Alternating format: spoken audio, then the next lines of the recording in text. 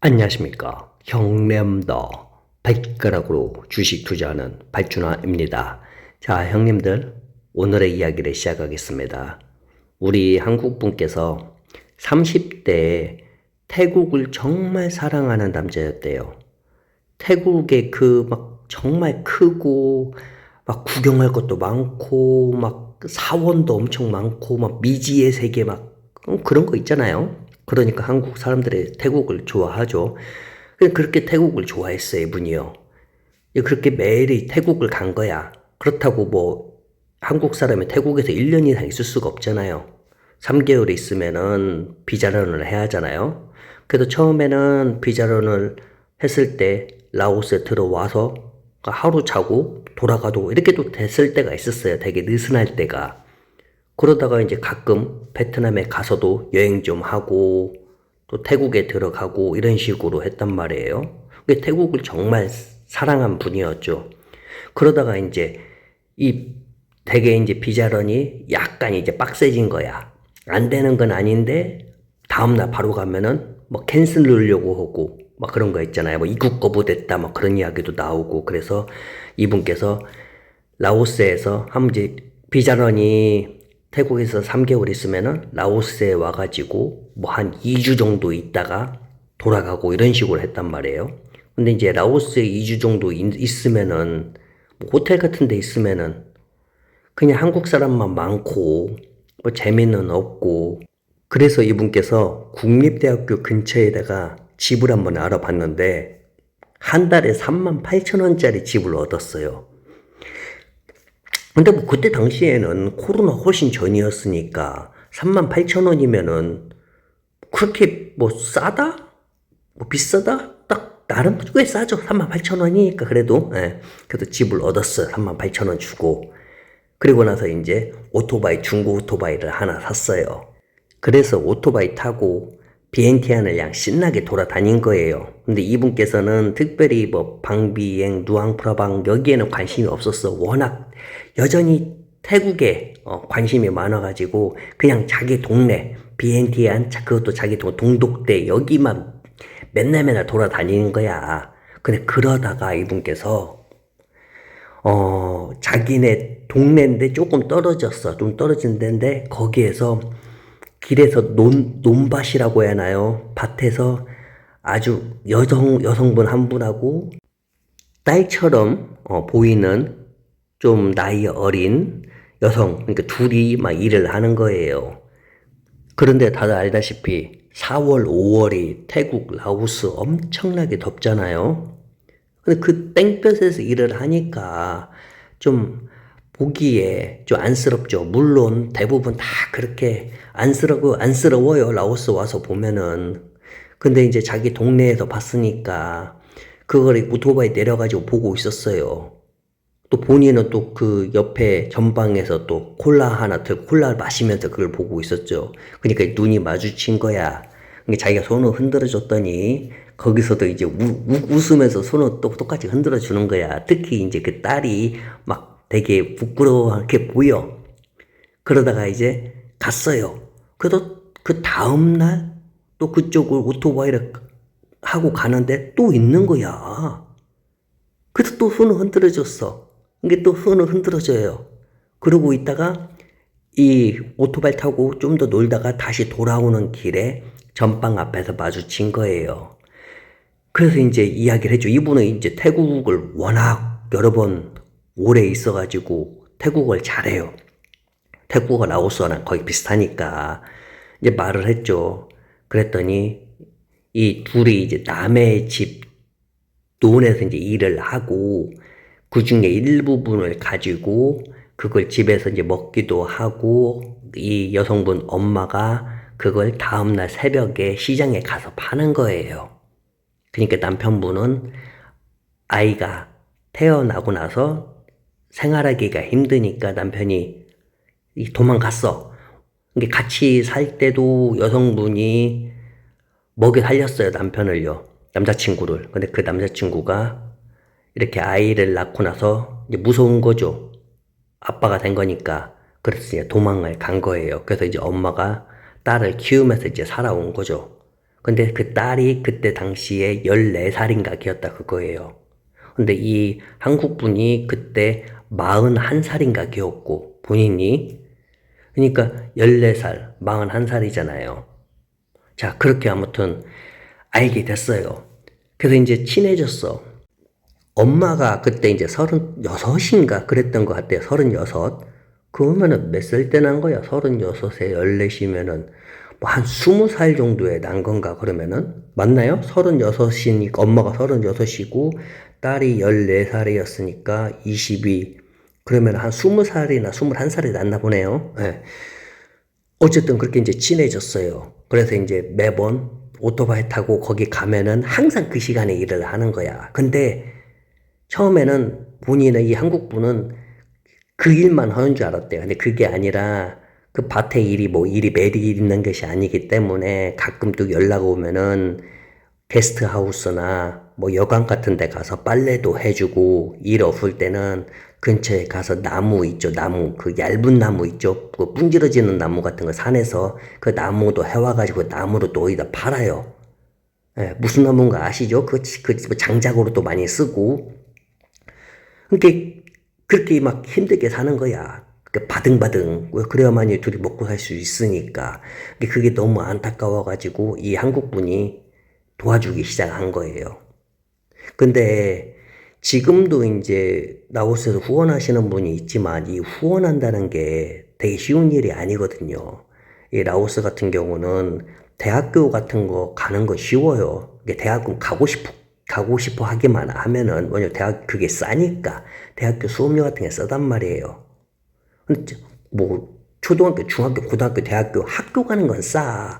근데 정말 뭐가 힘드냐? 바로 이제 먹고 사는 게 힘들단 말이에요. 그게 비싸잖아요. 다들 알다시피. 입으로 들어가는 것들, 입는 것들, 집에서 사용하는 것들, 이런 게 다 비싸단 말이야.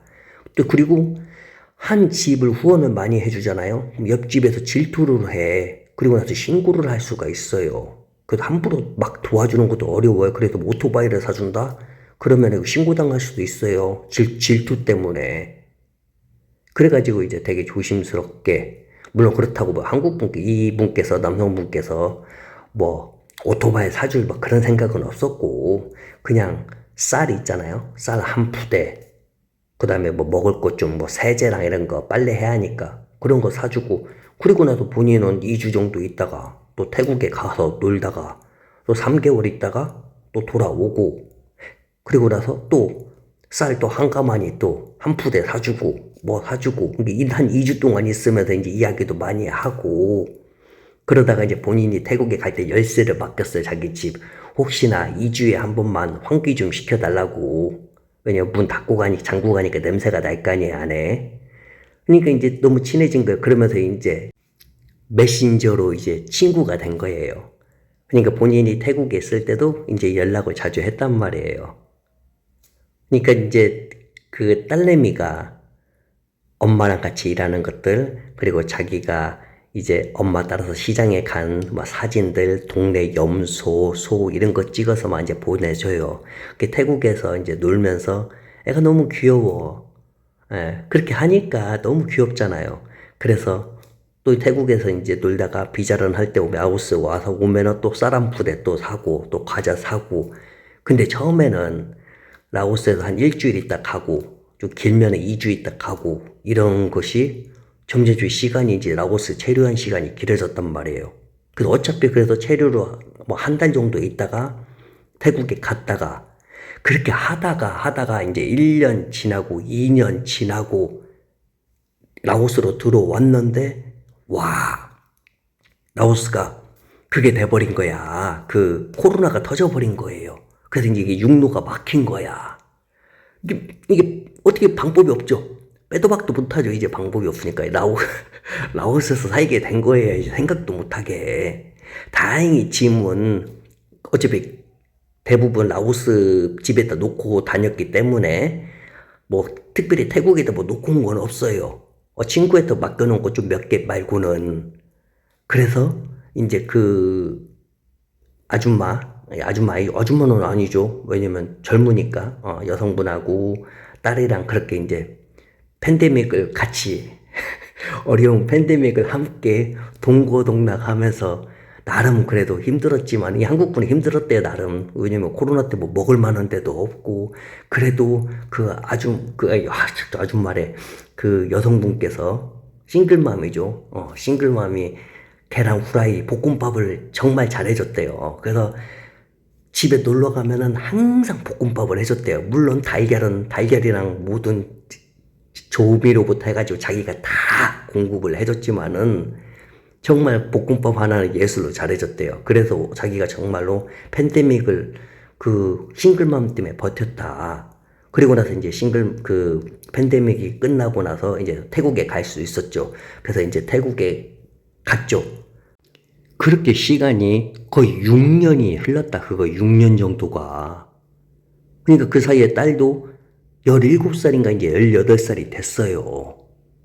그러니까 이제 딸이 이제 예전에는 소, 염소 막 이런 걸 찍어서 보냈는데 점점점 자기를 찍어서 보내는 거야. 자기 이쁜 얼굴들 그리고 한국이 남성분이 사준 뭐 치마나 청바지나 이런 거 있잖아요. 태국에서 사온 것들 그걸 뭐 귀걸이 같은 거 그걸 해서 자기를 이렇게 찍어서 매번 이렇게 보내는 거예요. 그리고 언제 오냐고 아프지 말라고 뭐 이런 식으로 그러니까 몰랐어요. 거기까지는. 아니, 근데 이제 나름 이 한국분도 있었대요.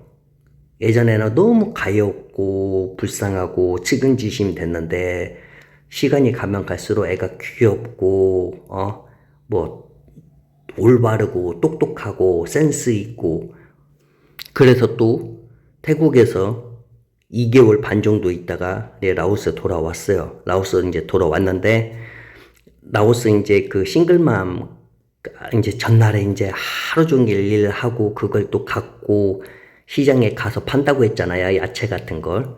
근데 이제 일이 잠깐 못하게 됐어요. 아마 그 주인이 다른 사람의 친척인가를 쓰고 이 아줌마를 자른 것 같아요. 그러니까 이제 잠깐 또 먹고 살 만한 게 없잖아요. 그러면 이제 또 나무 끊어와가지고 나무 팔아야 하는데 그래서 이 한국분께서 이 아주머니께서 시장에서 계속 일을 했기 때문에 시장 사람도 많이 알잖아요. 그래가지고 그 움직일 수 있는 그 오토바이에다 실어가지고 그 옆에다가 리어카 붙여가지고 커피랑 뭐 차타이랑 파는 거 있잖아요. 그걸 만들어 줬어요.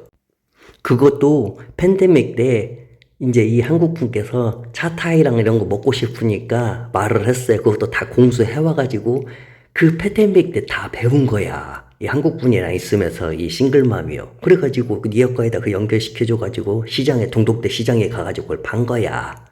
근데 그게 은근히 전에 야채 판 거에 비해 거의 뭐 한 7배, 8배는 이게 돈이 잘 벌었다 그거죠. 그러니까 뭐 이제 장작 안 끊어도 되고 길거리에 있는 거 뭐 PT병 안 주워도 되고 이제 이렇게 된 거죠. 근데 그 사이에 이제 그때 어렸던 딸이 있죠. 딸이 한국 분한테 고백을 한 거예요. 자기가 오빠 좋아한다고. 근데 이제 나이가 이제 이제 나이가 물론 어리지만은 나이가 돼요. 근데 한국 분께서는 맨 처음에는 그거 했대요. 맨 처음에는 너무 그래도 우리가 나이 차이가 좀 나는데 사실 근데 국제결혼 치고는 그렇게 많이 나는 차이는 아니에요. 근데도 나이 차이가 많이 나는데 또 앞으로 좋은 남자도 만날 수 있을 건데 근데 아니래요. 오빠 같은 남자 못 만날 거라고. 여자애가 적극적으로 대시를 했고 엄마조차도 우리 딸이 정말 많이 좋아한다고. 그렇게 해가지고 결국은 이 두 분께서 이 부부의 연을 맺은 거예요.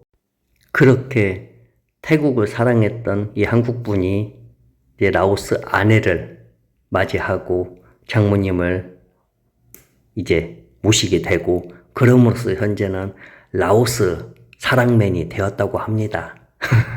참 신기하고 아름다운 얘기네요. 예. 요즘은 라오스에 중국 사람들이 정말 많아지고 한국 사람들은 계속 적어지잖아요. 베트남 사람도 점점 많아지고. 근데 이게 반반 같아요. 어떻게 보면은 한국 사람 적어지니까 한국 사람한테는 오히려 기회일 수도 있고, 그러니까 좋은 여성을 만나기에. 또 한편으로 봐서는 라오스가 점점점 중국화 이런 식으로 되니까 나중에 한국 사람들이 라오스에서 뭔가 하기에 사업을 하든지 아니면 장사를 한다든지 아니면 좋은 여성을 만나든지 또 어려울 수도 있을 것 같기도 하고 반반 그 요즘은 잘 모르겠어요. 라오스가 어떻게 될지 점점점 좀 어려워요. 예측하기가. 자, 어쨌든 아름다운 이야기 또 다음에 다른 이야기 찾아뵙겠습니다. 댓글 잘 봤습니다. 많은 분들 감사드립니다. 그럼 안녕히 계세요.